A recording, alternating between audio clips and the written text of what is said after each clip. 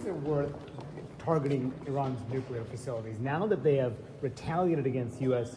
interests overseas and there's a risk of a regional war?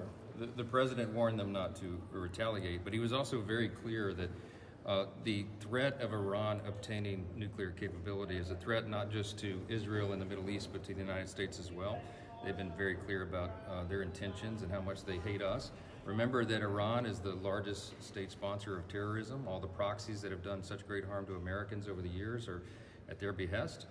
They were working on that, and the president made an evaluation that the danger was imminent enough to take his authority as commander-in-chief and make that decision. Why not have the past? Will you allow Matthew's War Powers resolution to come to the floor? I don't think this is an appropriate time for a War Powers resolution, and I don't think it's necessary. Listen, for 80 years, presidents of both parties have acted with the same commander-in-chief authority under Article 2.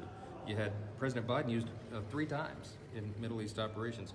President Obama went on an 8-month campaign bombing Libya to take down the regime there.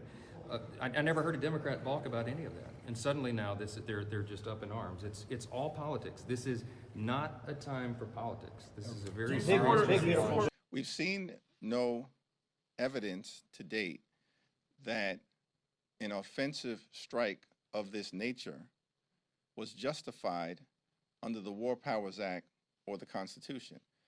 But the whole reason for the Trump administration to undertake that process is to come up to Capitol Hill and convince the American people and their elected representatives in the House and in the Senate. That hasn't happened. And what I can say is not a scintilla of evidence to date has been presented that I have seen to justify the notion that there was an imminent threat to the United States of America. If the administration has evidence to the contrary, come up to present it. We're not hard to find. I'm not hiding. And we've asked for a Gang of 8 briefing.